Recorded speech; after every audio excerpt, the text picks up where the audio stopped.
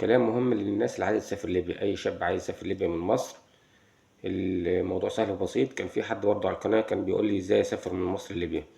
الموضوع سهل وبسيط زي ما شرحت قبل كده في الفيديوهات على القناة على اليوتيوب. قلت يا جماعة اللي عايز يسافر يشوف حد كويس.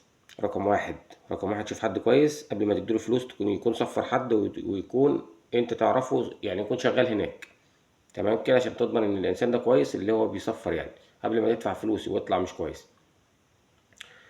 اللي هيعمله هيعمل لك الموافقة الأمنية. يعني ليبيا هنا ملهاش تأشيرة، بيعمل الموافقة الأمنية، والموافقة الأمنية دي في خلال مثلا أسبوع، من 5 أيام لأسبوع يعني بيعملها. فالموضوع سهل وبسيط إن شاء الله.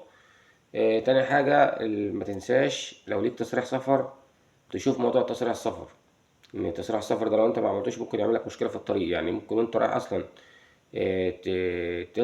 تمشي، يعني لما يقول لك موضوع المندوب مستنيك اليوم الفلاني، فتروح يقول لك فين تصريح السفر، يلاقي مش معاك تصريح السفر، فيحصل معاك مشكله. وفي ناس بتدفع فلوس كتيره بسبب موضوع تصريح السفر. فانت رقم اتنين هنا لازم، لو انت سنك اقل من 30 سنه لازم تروح التجنيد وتجيب تصريح سفر من التجنيد بتاعك.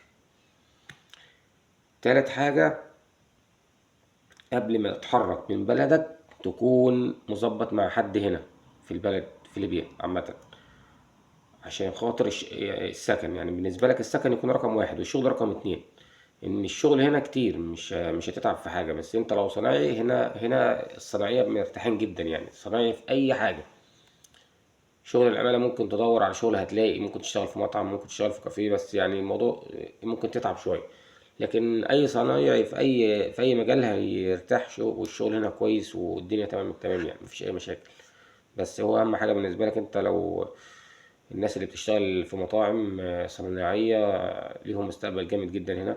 السفرجية نفس الموضوع، اللي هو الويتر يعني. مطلوب هنا ناس كتيرة جدا بتشتغل في السفرجية أو في المطاعم. آه، تركز على الثلاث حاجات اللي أنا قلت لك عليهم. رقم واحد الشخص اللي هتسافر معاه. رقم اتنين اللهم صل على النبي عليه الصلاة والسلام،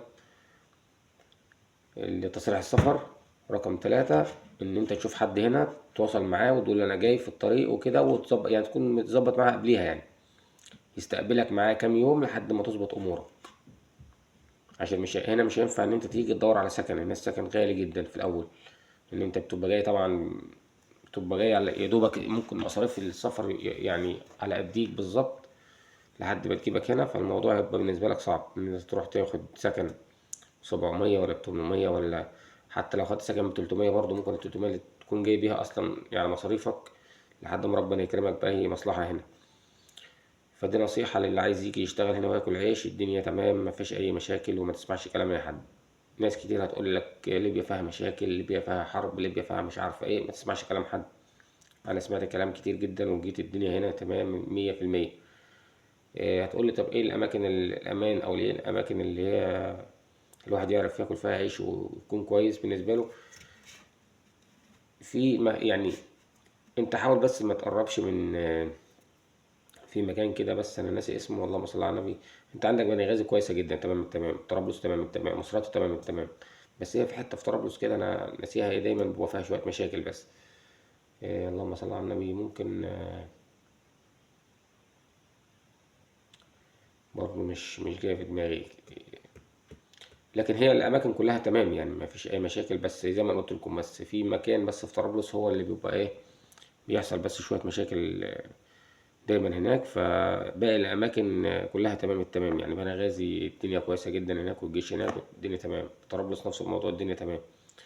مصراتة ناس زي الفل ومفيش اي مشاكل خالص باذن الله. فما اسمعش كلام حد، ولو ليك خير ان شاء الله ربنا يكرمك باذن الله واسعى وربنا يوفق الجميع ان شاء الله.